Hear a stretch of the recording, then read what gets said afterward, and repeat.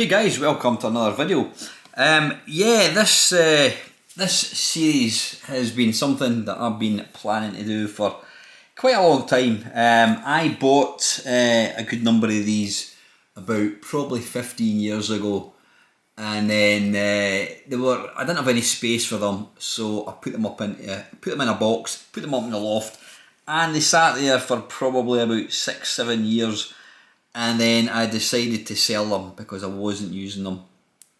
And then probably a couple of years later, I regretted it because I started seeing a few videos of these things popping up, and I thought, why did I get rid of all these? So in earnest, about four or 5 years ago, I decided to try and buy them again. And I've managed to get quite a decent collection. I don't know how many I've got. I must have about 25-30 of them. The price, when I got them the first time, I was getting them for like 10-20 quid. Having to rebuy them 4 or 5 years ago, I was paying a lot more. It's like all retro kind of gaming nostalgia things. The price and the demand has shot up, and so has the prices, unfortunately. So you're paying a lot of money for things that probably cost you about £10 back in the day. So I thought I would revisit this one. This was my very first one that I got. Now there was a white one released by a company called CGL, which I can't remember what it was called exactly. And that was the one that I wanted. I told my mum and dad, or asked my mum and dad, could I get one of these for my birthday? Which they agreed to, but when it actually came to it, let's just say the budget they gave me wasn't enough to buy the one that I wanted, and so after spending about half an hour in John Menzies in Edinburgh, in Princess Street in Edinburgh, I plumped on this one, and it's called Missile Invader. Now I have done various videos of this one, but I thought, let's just start back again. We'll start at the very beginning and we'll work our way through. You know, obviously they did kind of become more sort of like high tech, better sound, better features. They did start to ever so slightly replicate the arcade games they were trying to replicate. But this first one, it was released by Bandai Electronics, I think it is. There we go.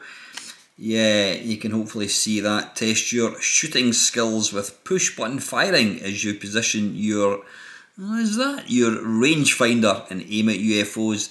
The Invader can also fire back at you. You get 50 missiles to fire, and you can score up to a maximum of 245 points.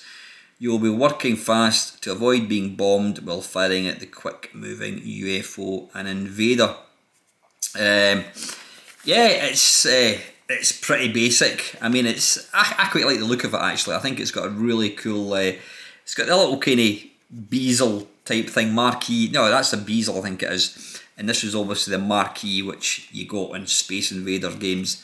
This is obviously trying to replicate the little planet that you had in the original Space Invaders. So it does look really nice. Even the sort of the 3D moulding, I think's pretty cool. Control wise, you've got right, you've got left, you've got on and off, and on the side, I don't know why they've stuck it there. I don't know why. Could they not have put, they could have done left, right, fire and had the on off switch there, but they decided to go for this for whatever reason. So there's not an awful lot to it. Nothing else. I mean, the speaker, where is the speaker about? It must be inside. There's not even any. There's not even any open vents for the sound to come out. Now this didn't work when I bought it, and in fact I think it did work, but it didn't work very well. And one of my mates kindly, hopefully, repaired it for me. So there's not a great deal to it. That feels odd because you normally use your left hand for controls and fire. Do you? Yeah, you normally use your left hand for moving, and fire button would be that. But anyway, right, what I'm going to do now, it has been a good number of years since Neil kindly fixed this for me. Let's see if it still works. Now, the pain in the arse about all these different little machines was that they used batteries. Now, when they came out in the sort of late 70s, early 80s, battery technology wasn't what it is now. I mean, batteries now are, I would say, 10 times better than they were in the 70s and 80s. They just, you were... you would go through batteries like nothing on earth with these things, especially some of the bigger ones like Astro Wars and what have you. You would just drain batteries like nothing on earth, and much to your mums and dads' annoyance. So this one, it takes the 9-volt battery. Let's see. Oh, it's on. We've got some sound. We'll just turn it off. How do you turn it off? There we go. Now the plan is, because I was doing a live stream yesterday, and somebody actually asked me if I would start doing videos on these, and like I said, I have been meaning to do it for a long time. I've just never got around to it. Come on, get in. I hated these types of connections because they always, you ended up damaging the wires trying to pull them off. So hopefully that is in place. We'll put it in like that. Now, when you buy a lot of these, well, obviously you're not going to get them brand new. When you buy them second hand, a lot of the time the battery covers are missing, unfortunately. Let's pop this in.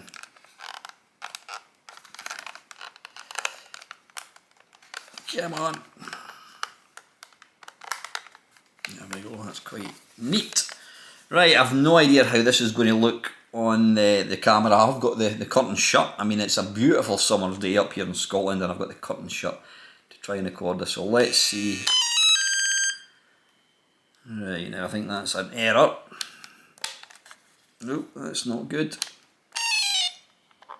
That's still not good.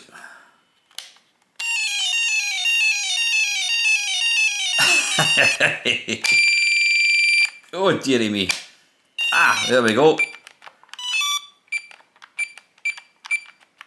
So it is slightly hit or miss. The little Invader himself just moves randomly left and right. It's almost impossible to avoid him. There we go, 11 points out of my 50. Now the only way to there was no reset button in these things. You just had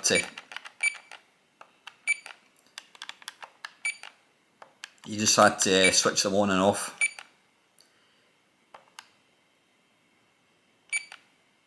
And that was like, I've got 10 points, dearie me. Obviously the little grid at the side was completely, it was for display purposes only. It didn't actually serve any point. Right, let's try again. Ooh. Nope. Nope.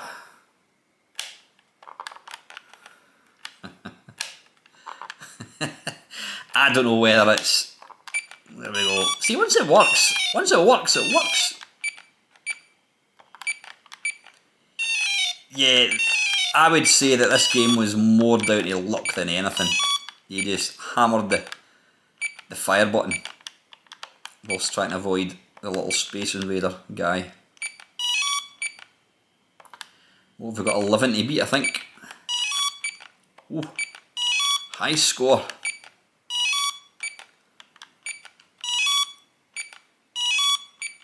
Get in. 39. Not quite the 245. Yeah, I might need to get...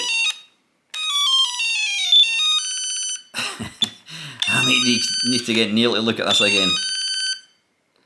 Neil, if you're watching this, can you bring up your soldering iron and whatever it is? Oh, weird. Because when it works, it works absolutely fine.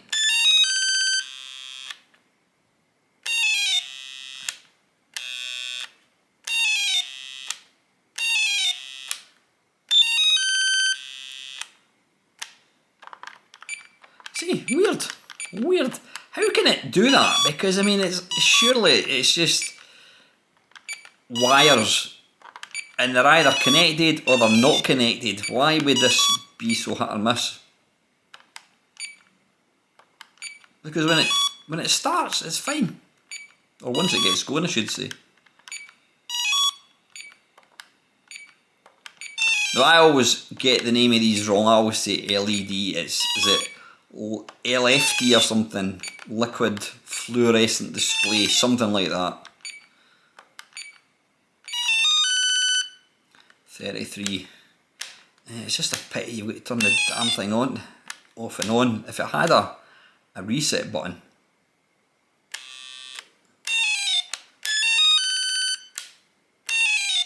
it would probably not take this amount of faff.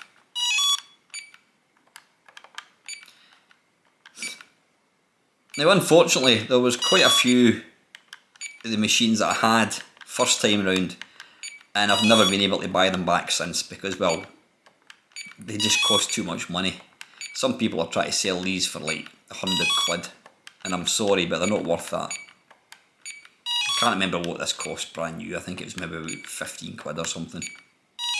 Maybe not as much as that.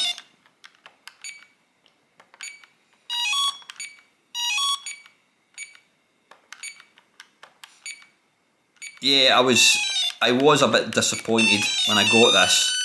I can still remember getting it in John Menzies in Edinburgh, and we were going to go to the pictures to see something. Now, for anyone under a certain age that doesn't know what the pictures is, that's what we call the cinema or the movies. And yeah, we were going to the pictures, and I remember buying this, and I remember just looking at the box. The box did look glorious. And I think we might have even went to Wimpy for some dinner.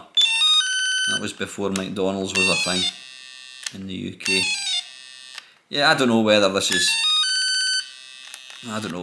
is a battery issue or something. Let's try and hold. I was going to see if I hold down a button.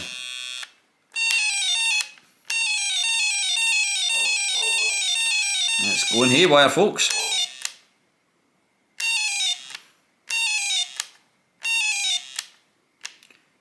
Right, I think given the problems we've got with it, I think we'll try and get one last game.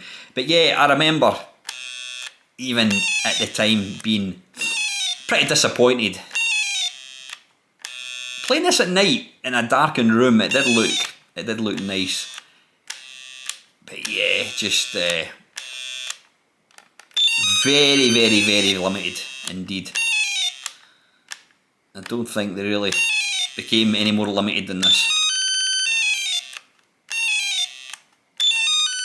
Come on.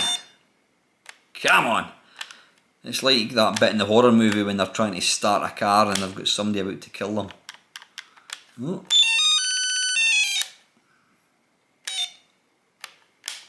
Hey. That's what I mean. It does work.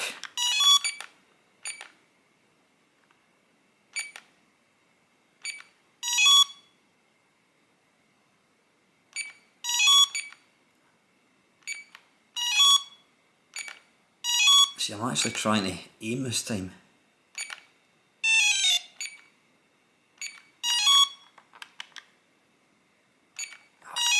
Ooh.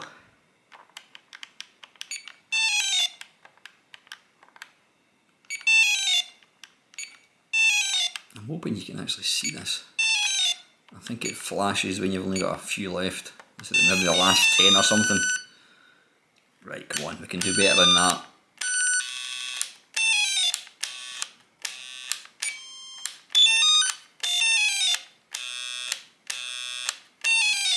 Anybody knows what could possibly be wrong with this, please let me know. Right, let's just go for the technique that I used to adopt back in the day. Absolutely no skill involved, just hammer the fire button.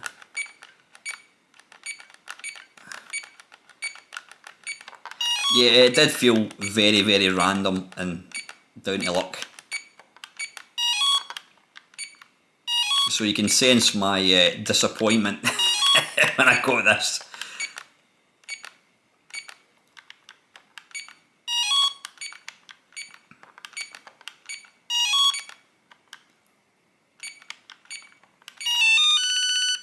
Yeah, I think that'll do. Yeah, there we go, folks. That is Missile Invader by Bandai Electronics. Let me know what you think of this video. Like I said, I've got about another 25, 30 of these I can do videos on. So let me know if you want to see that.